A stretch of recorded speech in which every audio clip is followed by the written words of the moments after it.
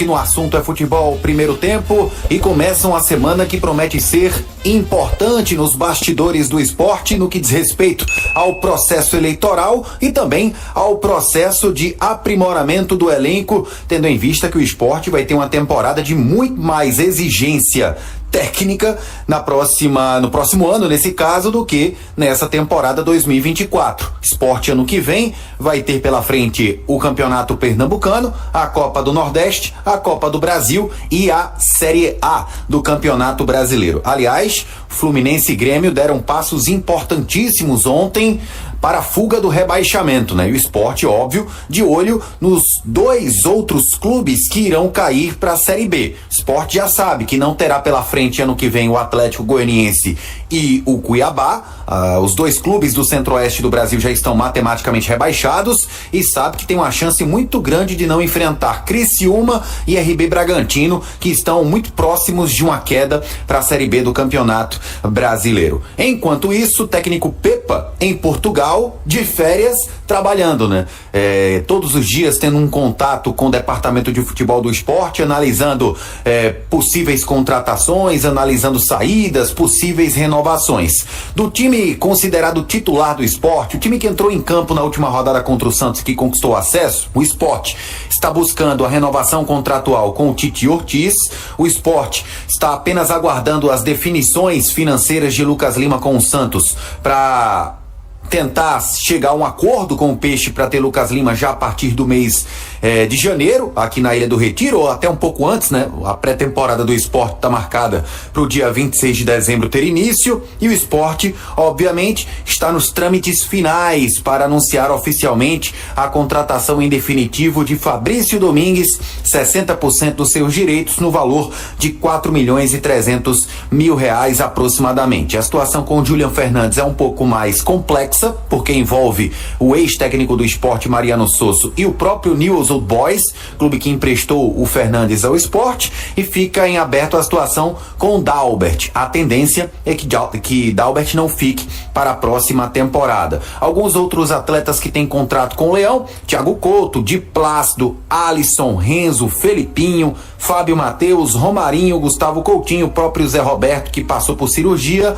esporte que emprestou para a Chapecoense o volante Pedro Martins, e outros atletas devem ser emprestados, inclusive o Fábio Matheus, que chegou a interessar a própria Chape, tem sondagens do mundo árabe, e o esporte ainda negocia um possível empréstimo do atleta, que tem contrato até dezembro de 2026 com o clube da Ilha do Retiro. Luciano, outro atleta que teve pouquíssima minutagem, quando foi acionado não foi aprovado, tem contrato até abril de 27, outro jogador que deve ser emprestado para outra equipe do futebol nacional. Segundo o próprio Pepa, o esporte deve acertar com cerca de 9 a 10 contratações para o início da temporada 2025. A gente escuta Pepa, o técnico rubro-negro do acesso, falando se agora, com o acesso garantido, ele pode revelar algum erro estratégico, algum erro de avaliação de elenco nessa campanha que culminou com o objetivo cumprido. Que erros ele pode apontar que foram cometidos nessa reta final em que o esporte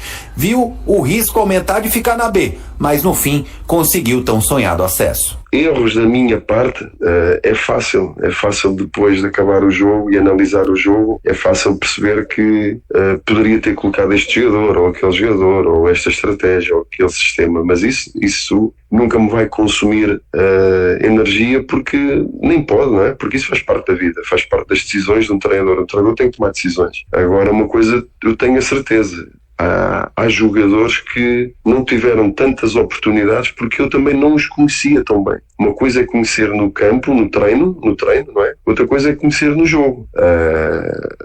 Porque eu vi muito pouco, por exemplo, em jogo, por exemplo, de um Fábio Matheus ou de um Pedro Martins. Mas são jogadores que têm qualidade. Só que estávamos com o Filipe com um rendimento muito bom, estávamos com o Julian com um rendimento a subir cada vez melhor, um Fabinho com experiência dentro de campo também com um rendimento bom. Ou seja, há situações que eu sei que possa ter sido um pouco injusto com alguns jogadores, mas isso faz parte, é o que é. Tem que ser coerente sempre, isso sim. Agora, injustiças vão acontecer sempre.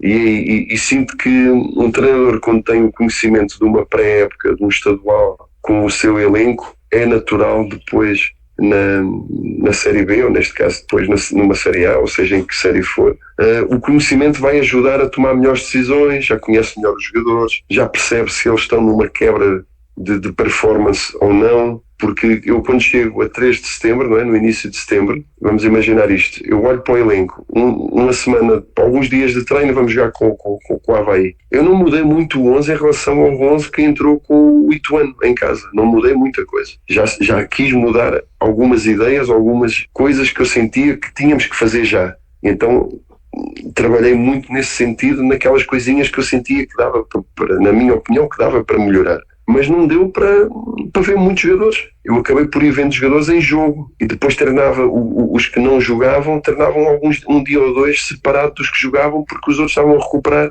e os outros já podiam, o G2 já podia treinar, porque era jogo, 3 em 3 dias, 4 em 4 dias. Nós tivemos 2 jogos em atraso, que fez com que nós andássemos a fazer praticamente 7 jogos seguidos, 3 em 3 dias. Isto é muito violento, muito violento. E não deixa o treinador conhecer os outros jogadores que não jogam tanto.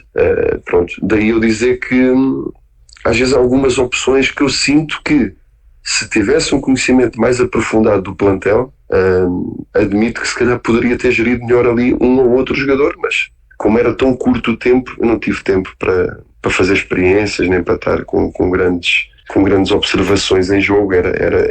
Era ir praticamente com aqueles que eu tinha mais conhecimento de jogo. E pronto, isso acaba por ser um pouco injusto para alguns, mas a coerência esteve sempre lá, na minha opinião. Aí, portanto, o técnico Pepa conversando conosco aqui na Rádio Jornal sobre o processo eleitoral do Leão. Na última sexta-feira, o prazo de inscrições foi encerrado. 3 chapas foram inscritas. A chapa Esporte para Todos, encabeçada por Carlos Antônio Filho, a chapa Leões pela Mudança, encabeçada por Rafael Arruda, e a chapa Daqui Pra Cima, encabeçada por Yuri Romão. A chapa Leões pela Mudança protocolou um pedido de impugnação à Comissão Eleitoral. A chapa Daqui Pra Cima, a Comissão Eleitoral vai analisar esse pedido de impugnação, tendo em vista que está dividindo muitas avaliações e interpretações de juristas essa candidatura à reeleição de Yuri Romão. São as últimas do Rubro Negro, aqui no Assunto é Futebol, primeiro tempo.